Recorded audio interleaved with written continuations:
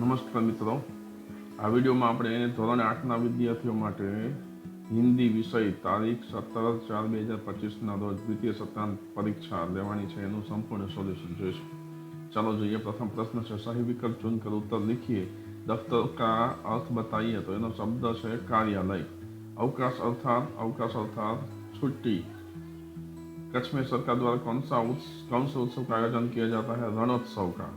कच्छ में प्रवेश करते ही हमें देखने को क्या मिलता है? रेगिस्तान। प्रश्न 1ब संक्षेप में उत्तर। कच्छ के रेगिस्तान के कितने भाग हैं? उत्तर है कच्छ के रेगिस्तान के 2 भाग, एक छोटा रेगिस्तान दूसरा बड़ा रेगिस्तान। कच्छ का कौन सा शहर औद्योगिक कारखाना का शहर है? कच्छ का मुंद्रा शहर औद्योगिक कारखाना का शहर है।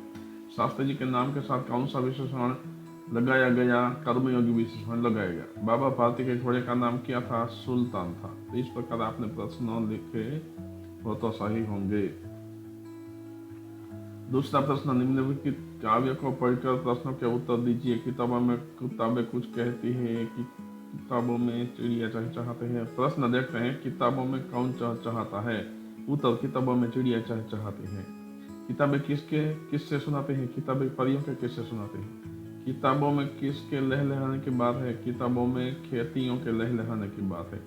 किताबों में किसकी आवाज है? किताबों में साइंस की आवाज है। किताबें कहाँ रहना चाहते हैं? किताबें हमारे पास रहना चाहते हैं। कहानी लिखिए। कंजूस के पास काफी सोना, बक्से में भरकर खेत में गाड़ देना। तो आप कहानी ने તમે આ રીતે લખી શકો। હું વાંચું છું। एक गांव में एक बहुत ही कंजूस आदमी रहता था। उसके पास ढेर सारा सोना था जिसे उसने एक बड़े बक्से में भरकर अपने घर के पीछे खेत में एक पेड़ के पीछे जमीन में गाड़ दिया था। वह हर रात चुपचाप जाता और उस बक्से को बाहर निकलकर सोने की असरफियां गिनता, फिर उन्हें वापस बक्से में रखकर जमीन में दबा देता। यही उसका रोज का काम था। एक रात एक चोर ने यह सब देख लिया। जब कंजूस चला गया तो चोर ने बक्सा निकाला और सारी असरफियां चुरा कर उसमें पत्थर भर दिए। अगली रात जब कंजूस आया और बक्सा खोला तो उसे देखकर वह जोर जोर से रोने लगा। उसकी आवाज सुनकर एक बूढ़ा आदमी पास आया और बोला, बेटा, जब तुम रोज गिनता ही था, खर्च तो करता नहीं था, तो अब पत्थर ही गिन लिया कर। कंजूस को अपनी गलती का एहसास हुआ, लेकिन अब पछताने के सिवा कुछ न कर सका। इससे हमें यह सीख मिलती है कि धन को संजोना अच्छी बात है, पर जरूरत पर उसका सही उपयोग करना और दूसरों के साथ बांटना और भी जरूरी है। तो आप તમે वार्ता लखी सको। त्यार प्रश्न 3 છે परिच्छेद का हिंदी में अनुवाद। तो हिरण नदी ની पश्चिम बाजू सूरजदादा विदाय ले રહ્યા છે અને આપણે આ રીતે લખી શકીએ। हिरण नदी के पश्चिमी किनारे पर सूरजदादा विदाई ले रहे हैं। संध्या समय में पक्षियों के झुंड अपने घोंसलों की ओर उड़ रहे हैं। भैंसों का झुंड और गायों का झुंड अपने मालिक के घर की ओर लौट रहे हैं। तभी टप टप बारिश की शुरुआत हो गई। सब लोग असहनीय गर्मी की पीड़ा से मुक्ति की खुशी महसूस कर रहे थे। सिर्फ इंसान ही नहीं बल्कि पशु पक्षी और छोटे बड़े जीव जंतु भी शांति का अनुभव करने लगे। तो आ प्रमाणे તમે આનું ગુજરાતી પણ હિન્દીમાં अनुवाद કરી શકો। प्रश्न 5 से कहानी को पूर्ण कीजिए। एक गांव था। उस गांव में एक गरीब किसान रहता था। उसके 2 बेटे थे। बड़े का नाम रामू और छोटे का नाम श्यामू था। किसान बहुत मेहनती था, लेकिन फिर भी वह मुश्किल से अपने परिवार का पेट भर पाता था। रामू मेहनती था, जबकि श्यामू आलसी और कामचोर था। किसान को चिंता रहती थी कि उसके बाद श्यामू क्या करेगा। एक दिन किसान बीमार पड़ गया और रामू ने अकेला ही खेत का सारा काम संभाल लिया। श्यामू को भी समझ आ गया कि मेहनत के बिना कुछ नहीं मिलता। उसने भी अपने बड़े भाई के साथ काम करना शुरू कर दिया। उनका खेत खूब फलने फूलने लगा और परिवार खुशहाल हो गया। आ सिवाय पण તમે વધારાની જે કંઈ લખવું હોય તે વાર્તા તમે લખેલી હોય તો ચાલે। ત્યારબાદ પ્રશ્ન 6 છે मोर से पहली बनाइए। पंख है रंग बिरंगे प्यारे, बगियों में ये नाचे नियारे, पानी की बूंदे जब गिरती खुश होकर ये झूमे भारी। बताओ कौन? उत्तर है मोर। आ सिवाय पण बीजी તમે कविता લખેલી હોય તો ચાલે। ત્યારબાદ પત્ર લખવાનો છે। अपनी यात्रा या प्रवास का वर्णन करते हुए अपने मित्र को पत्र। तो यहाँ पे मैंने इसलिए इस प्रकार लिखा है, लखनऊ से दिनांक 17 अप्रैल 2025। તમે तारीख गमे लखेली हो तो चाले। प्रिय मित्र राकेश सप्रेम, नमस्ते। आशा है तुम स्वस्थ और खुश होंगे। आज मैं तुम्हें अपनी हाल की यात्रा के बारे में लिख रहा हूँ। पिछले हफ्ते मैं अपने परिवार के साथ नैनीताल गया था। वहाँ की ठंडी हवा और सुंदर जिलों ने मेरा मन मोह लिया। हमने बोटिंग की, पहाड़ों पर घूमी और बर्फीली हवाओं का मजा लिया। मैंने पहली बार ऊंचे पहाड़ों से सूरज देखा, वो दृश्य मैं कभी नहीं भूल सकता। वहाँ का खाना भी बहुत स्वादिष्ट था, खासकर गर्मा गर्म मोमोज। हमने बहुत सारी तस्वीरें भी खींची जो मैं अगली बार मिलने पर तुम्हें जरूर दिखाऊंगा। यह यात्रा मेरे लिए बहुत यादगार रही। काश तुम भी हमारे साथ होते। जल्द ही मिलते हैं। तुम्हारा मित्र अजय। मित्र અહીં તમે તમારો કરેલો પ્રવાસ લખેલો હોય એ પણ ચાલે, તમારે એ જ લખવાનો છે। 8वां प्रश्न से निम्नलिखित परिस्थिति में आप क्या करेंगे? आपके गांव में बाढ़ आ जाए तब, और अगर आपके स्वप्न में सुनीता विलियम्स आए तब कौन कौन से प्रश्न पूछेंगे? हम दोनों का लिखते हैं। अगर मेरे गांव में बाढ़ आ जाए तो मैं क्या करूंगा? अगर मेरे गांव में बाढ़ आ जाती है तो सबसे पहले मैं अपने परिवार और पड़ोसी की सुरक्षा का ध्यान रखूंगा। मैं सबको ऊंचे और सुरक्षित स्थान पर ले जाने में मदद करूंगा। जरूरत पड़ने पर प्रशासन या राहत केंद्र से संपर्क करूंगा। मैं बच्चों और बुजुर्गों की खास देखभाल करूंगा। अगर संभव हो तो मैं दूसरों की मदद के लिए खाने पीने की चीजें भी बांटूंगा। दूसरा है, अगर सुनीता विलियम्स मेरे स्वप्न में आए तो मैं उनसे कौन कौन से प्रश्न पूछूंगा? अगर सुनीता विलियम्स मेरे स्वप्न में आती है तो मैं उनसे यह सवाल पूछूंगा, आपने अंतरिक्ष में जाने का सपना कैसे पूरा किया? वहां जाकर आपको कैसा लगा? अंतरिक्ष में खाना कैसे खाते हैं? क्या अंतरिक्ष में डर नहीं लगता? आपने वहां क्या क्या सीखा? क्या मैं भी आपके जैसा बन सकता हूँ? મિત્રો આ સિવાય પણ તમે બીજા પ્રશ્નો લખેલા હોય તો ચાલે। 9મો પ્રશ્ન એ, સમાનાર્થી શબ્દ વાક્ય પ્રયોગ। જમીનનું ધરતી થાય, વસુધરા થાય, ભૂમિ થાય। તમે ગમે લખેલું વાક્ય બને છે, किसान धरती माँ को रोज मेहनत से सीखता है तभी तो हमें अन्न मिलता है। विश्वास, यकीन और भरोसा। तो मुझे अपने माता पिता पर पूरा भरोसा है कि वे हमेशा मेरे साथ रहेंगे।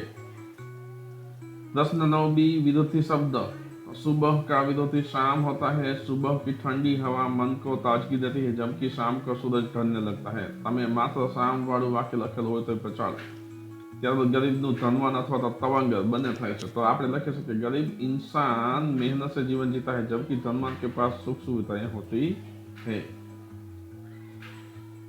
9मो सी, मुहावरे का अर्थ देकर वाक्य प्रयोग। फूला न समाना यानी अति प्रसन्न होना। परीक्षा में अच्छे अंक पाकर वह फूला न समाया। आंख नीची होना यानी लज्जित होना। झूठ पकड़े जाने पर उसकी आंखें नीची हो गई। प्रश्न 9 डी, कहावत का अर्थ देकर वाक्य प्रयोग। न रहेगा बांस न बजेगी बांसुरी। अर्थ है समस्या की जड़ को समाप्त कर देना। अगर समय पर मोबाइल ले लिया जाए तो बच्चों का ध्यान भटकेगा ही नहीं। न रहेगा बांस न बजेगी बांसुरी। दूसरा है, अब पछतावा किया जब चिड़िया चुग गई खेत। अर्थ है समय निकल जाने पर पछताना व्यर्थ होता है। वाक्य बनेगा, वह समय पर पढ़ाई नहीं करता था, अब फेल हो गया तो पछता रहा है। अब पछताई होत किया जब चिड़िया चुग गई खेत। 10वां प्रश्न है, शब्द को शब्दकोश के क्रम में रखिए। तो पहला है अभ्यास, विनय, संध्या और प्रकृति। इसे हम इस प्रकार रख सकते हैं। सबसे पहले अभ्यास, प्रकृति, विनय और संध्या आएगा। दूसरे में चिराग, शायद, संग्राम और हमदर्द आएगा। तीसरे में इंसान, ऊपर, सागर और वित्तान आएगा। चौथे में घाटी, चट्टान, बंदी और मुस्कान आएगा। 11वां ए, रेखांकित शब्दों के विशेषण बनाइए। અહીં તમને રેખાંકિત શબ્દ આપેલો છે, ईमानदारी, अमीरी, वीरता और बुराई।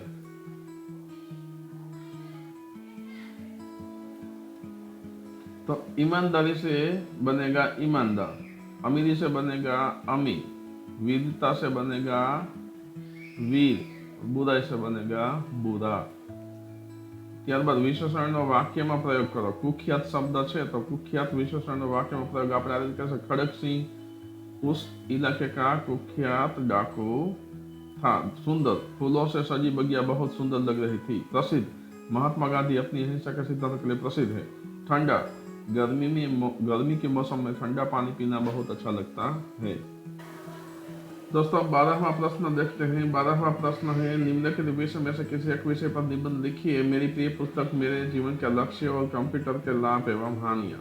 देखते हैं पहला, मेरी प्रिय पुस्तक रामायण। मेरी प्रिय पुस्तक रामायण है। यह एक प्राचीन हिंदू धर्म ग्रंथ है जिसे महर्षि वाल्मीकि ने लिखा था। रामायण केवल एक धार्मिक ग्रंथ नहीं बल्कि जीवन के हर पहलू को समझाने वाली एक अद्भुत कहानी। इसमें भगवान श्री राम के जीवन की यात्रा, उनके आदर्श और उनके द्वारा किए गए कार्यों का वर्णन है।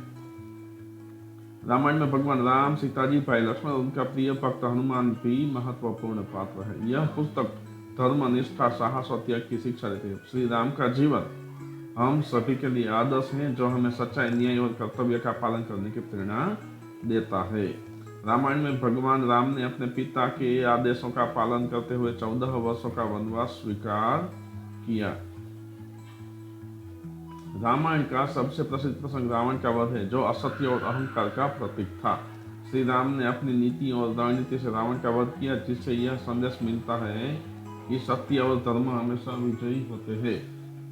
रामायण का अध्ययन करने से न केवल धार्मिक ज्ञान प्राप्त होता है, बल्कि यह हमें अपने जीवन में नैतिक मूल्यों और आदर्शों का पालन करने की प्रेरणा भी देता है। यही कारण है कि रामायण मेरी प्रिय पुस्तक है और मैं इसे बार बार पढ़ता हूँ, क्योंकि यह जीवन को सही दिशा में चलने की प्रेरणा देती है।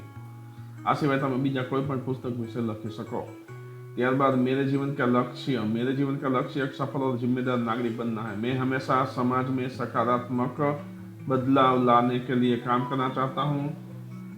मुझे अपने देश की सेवा करना और जरूरतमंदों की मदद करना बहुत अच्छा लगता है। मैं अपनी शिक्षा को पूरा करने के बाद एक ऐसा काम करना चाहता हूँ जिससे समाज को लाभ हो। मैं अपनी शिक्षा के क्षेत्र में भी उच्चतम स्तर तक पहुँचने का लक्ष्य रखता हूँ। मेरा सपना है कि मैं बच्चों को अच्छे शिक्षा के अवसर प्रदान करूँ और उनके जीवन में बदलाव लाऊं। मेरे लिए सबसे महत्वपूर्ण बात यह है कि मैं अपनी मेहनत और ईमानदारी से हर कार्य में सफलता प्राप्त करूं। मुझे विश्वास है कि अगर मैं सही दिशा में काम करता हूं तो मैं अपने लक्ष्य को जरूर प्राप्त कर सकूंगा। तीसरा है कंप्यूटर के लाभ एवं हानियां। कंप्यूटर ने हमारे जीवन को बहुत आसान बना दिया है। इसके माध्यम से हम अपने काम को जल्दी और सही तरीके से कर सकते हैं। कंप्यूटर इंटरनेट से जुड़ा हुआ है, जिससे हम दुनिया भर की जानकारी प्राप्त कर सकते हैं। यह शिक्षा, चिकित्सा और व्यापार जैसे कई क्षेत्रों में उपयोगी है। कंप्यूटर के द्वारा हम ऑनलाइन काम, शिक्षा और व्यवसाय कर सकते हैं, जिससे समय और पैसा बचता है। लेकिन इससे कुछ हानियां भी। यदि हम इसका अधिक उपयोग किया करते हैं तो यह हमारी आंखों और मानसिक स्वास्थ्य पर नकारात्मक प्रभाव डाल सकता है। कंप्यूटर के अत्यधिक उपयोग से लोग अकेलापन महसूस करने लगते हैं और सामाजिक जीवन में कमी आ सकती है। इसके अलावा यह बच्चों के खेल और शारीरिक गतिविधियों को भी प्रभावित कर सकता है। इसलिए कंप्यूटर का सही उपयोग बहुत जरूरी है, ताकि इसके लाभ का अधिकतम फायदा उठाया जा सके। तो मित्रों, आ रीते આપણે સંપૂર્ણ ધોરણ 8ના વિદ્યાર્થી માટેનું પેપર છે એનું સોલ્યુશન જોયું। મિત્રો, આવા જ વિડીયો મેળવવા માટે મારી યુટ્યુબ ચેનલ માય સ્ટુડન્ટ્સ એજ્યુકેશનને સબસ્ક્રાઈબ કરજો, તમારા અન્ય મિત્રોને પણ શેર કરજો। બધા જ વિષયના વિડીયો તમને અહીં જોવા મળશે। ધન્યવાદ।